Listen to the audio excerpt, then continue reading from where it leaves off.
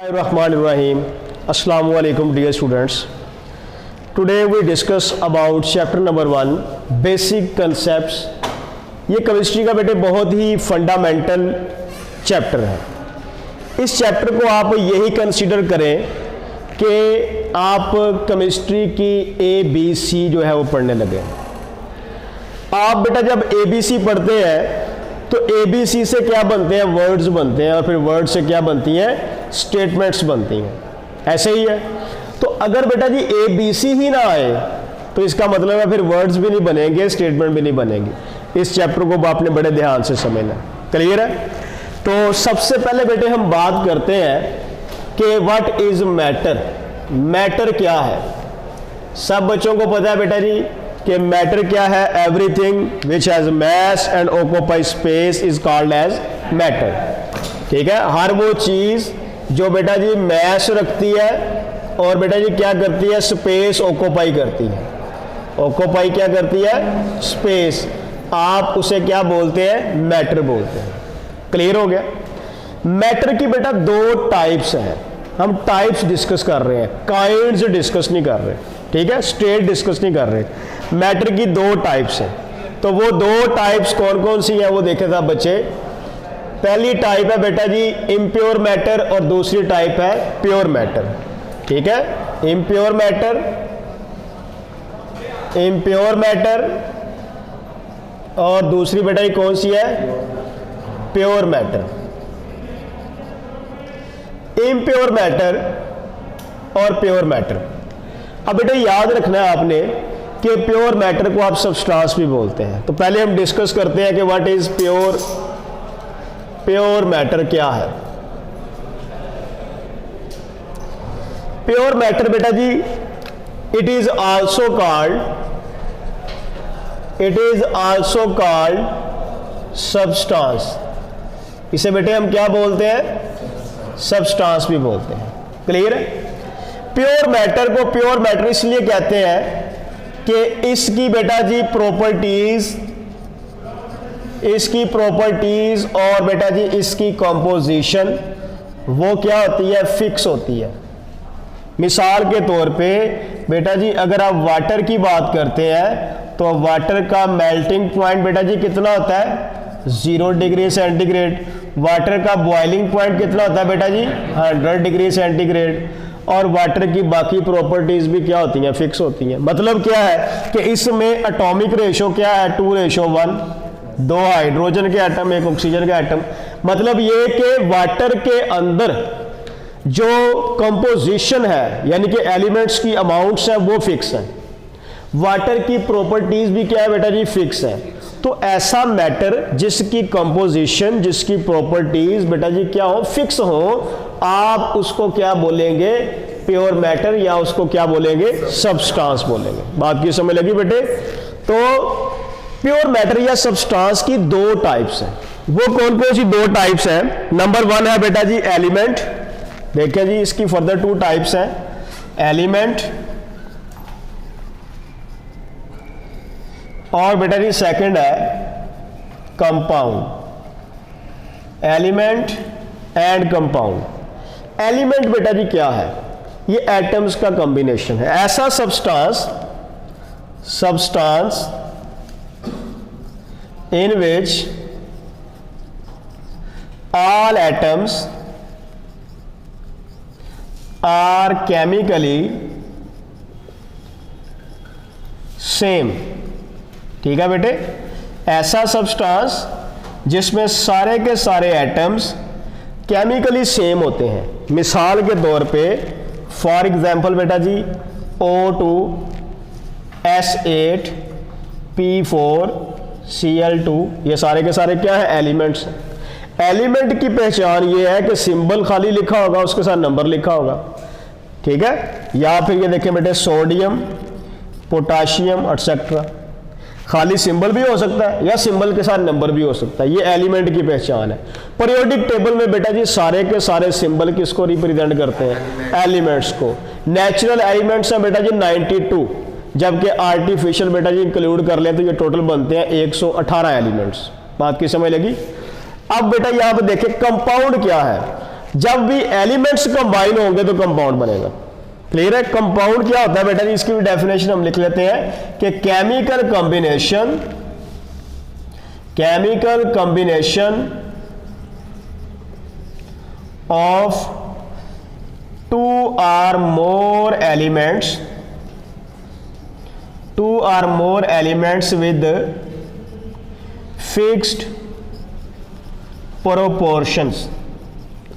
दो या दो से ज्यादा एलिमेंट्स का बेटा जी कॉम्बिनेशन जिनका प्रोपोर्शन फिक्स हो। अब इसका मतलब क्या है? मिसाल के तौर पे बेटा जी मैं यहां पर लिखता हूं वाटर H2O, ठीक है। इसका फिक्स प्रोपोर्शन कैसे है?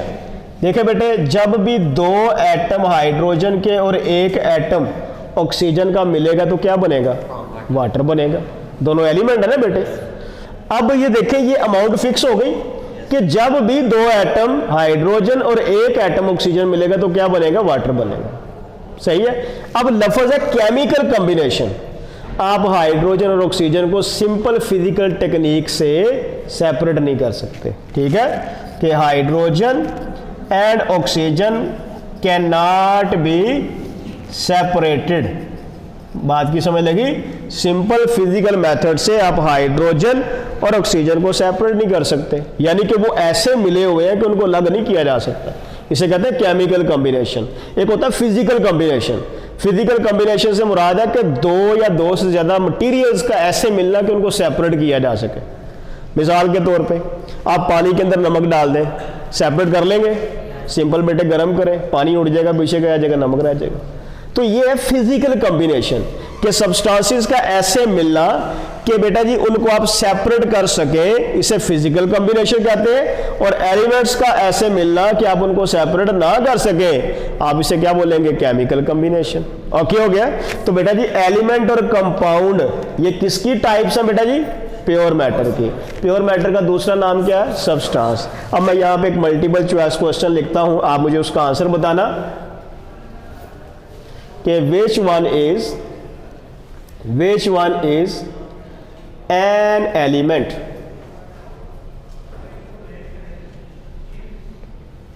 ठीक है, इनमें से कौन सा एलिमेंट है? अल्फा ऑप्शन बेटा जी O3, CO, CO2, H2O। जी बेटा, कैसे पता चला? सेम एटम्स हैं। बात की समझ लगी? जबकि कार्बन मोनोऑक्साइड, कार्बन डाइऑक्साइड और वाटर क्या है बेटा? कंपाउंड है। मुझे बताओ बेटा जी, बीटा ऑप्शन में कितने एलिमेंट है? कौन कौन से? Carbon oxygen. चार्ली में कितने हैं बेटा? Carbon oxygen. डेल्टा में कितने हैं? Hydrogen oxygen. बात की समझ लगी? तो लिहाजा यहाँ पे जो बेस्ट ऑप्शन बन रही है वो क्या है? वो अल्फा ऑप्शन है। आपको बेटा जी आइडेंटिफिकेशन होनी चाहिए। सही है ना? तो यहां से बेटा शॉर्ट क्वेश्चन क्या बन सकता है? Define element and compound. और मल्टीपल चॉइस क्वेश्चन क्या बन सकता है? इस तरह बेटा जी पहचान पूछी जा सकती है कि बताएं कौन सा एलिमेंट है या कौन सा कंपाउंड है। तो आइडेंटिफाई कर लेंगे। यहां तक सबको क्लियर है?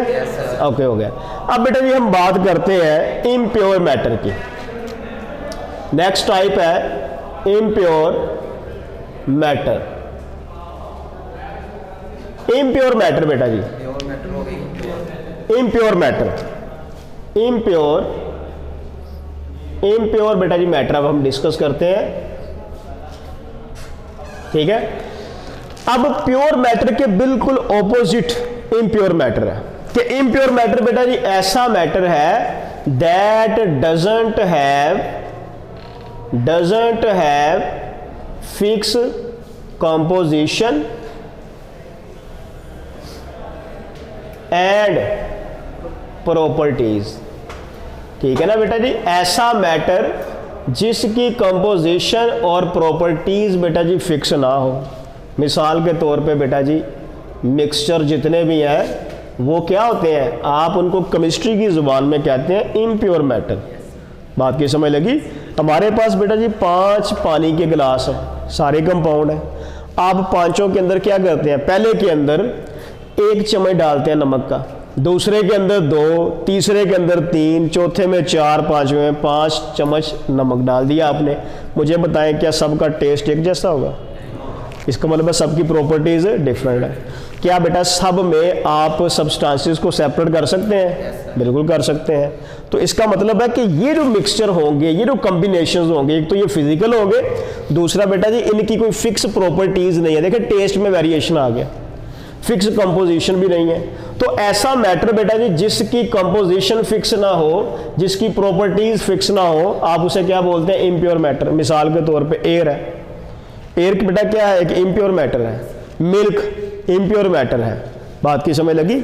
इसी तरह बेटा जी आप पानी के अंदर डिफरेंट टाइप के साल्ट्स ऐड कर दें, जैसे नींबू पानी आप बनाते हैं, पानी के अंदर आप शुगर ऐड करते हैं, लेमन ऐड करते हैं, उसके अंदर बेटा जी आप जो है वो साल्ट ऐड करते हैं, तो ये मिक्सचर बन गया।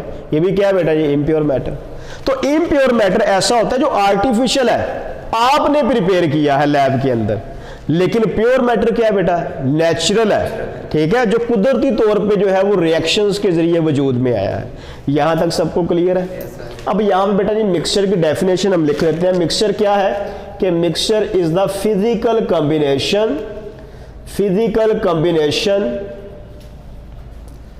Of 2 or more substances with any proportion। बात की समझ लगी बेटे? इज कॉल्ड एज मिक्सचर और इम्प्योर मैटर। ठीक है बेटे? अब आपसे कोई पूछता है कि आप मुझसे पूछते हैं कि सर ये केमिकल कॉम्बिनेशन में और फिजिकल कॉम्बिनेशन में क्या फ़र्क है, तो क्या बताएंगे? फिजिकल कॉम्बिनेशन चीज़ों का ऐसे मिलना कि आप उनको सेपरेट कर सकें, और केमिकल कॉम्बिनेशन चीज़ों का ऐसे मिलना कि उनको सेपरेट ना कर सके। यहाँ तक सबको क्लियर है? यहाँ बेटा शॉर्ट क्वेश्चन पूछा जाएगा कि व्हाट इज मिक्सचर, डेफिनेशन करें, या differentiate compound and mixture, compound और मिक्सचर में डिफरेंस करें। तो मैं शॉर्ट क्वेश्चन यहाँ पर लिख देता हूँ बेटा जी। पहला शॉर्ट क्वेश्चन क्या पूछा जाएगा कि what is mixture.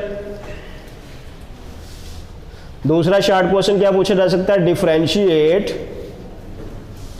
Differentiate mixture and compound. ठीक है ना बेटे? कंपाउंड में और मिक्सचर में डिफरेंस करें। तो कर लेंगे दोनों की डेफिनेशन और एग्जांपल्स के जरिए। अब बेटा जी सारे का सारा मैटर एक बहुत ही फंडामेंटल पार्टिकल पर मुश्तमिल होता है जिसे हम बोलते हैं एटम। तो ये हमारा केमिस्ट्री का पहला टॉपिक है, एटम। ठीक है? हमने एटम में से वो बातें पढ़नी है जो हमने याद करनी है, इसके अलावा इसकी थ्योरी पढ़ने की जरूरत नहीं है, याद रहेगा। अब एटम बेटा जी क्या है? एटम है द स्मॉलेस्ट पार्टिकल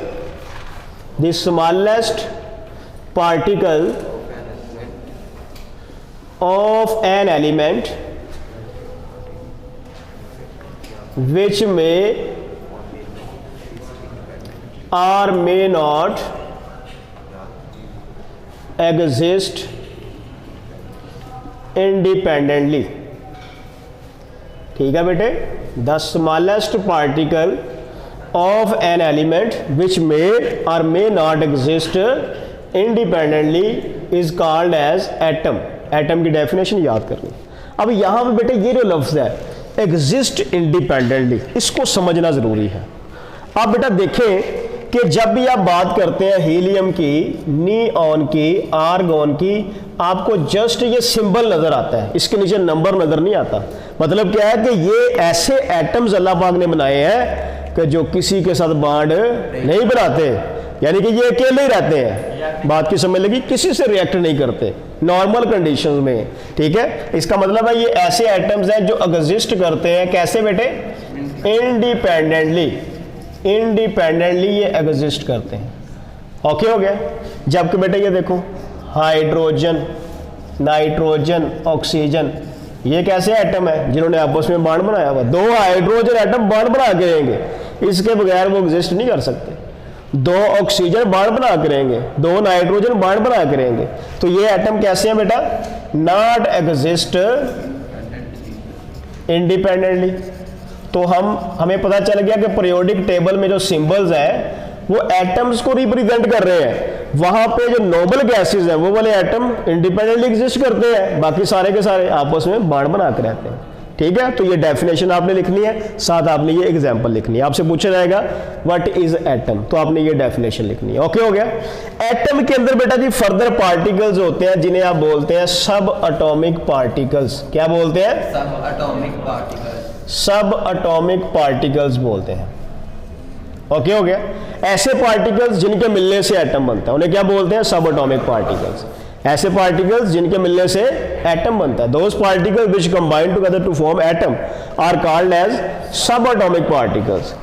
ठीक है, तो इनकी दो टाइप्स है बेटा। एक होते हैं फंडामेंटल और एक बेटा जी होते हैं नॉन फंडामेंटल।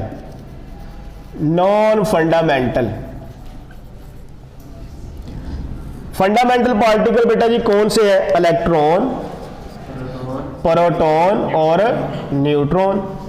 नॉन फंडामेंटल कौन से हैं बेटा जी?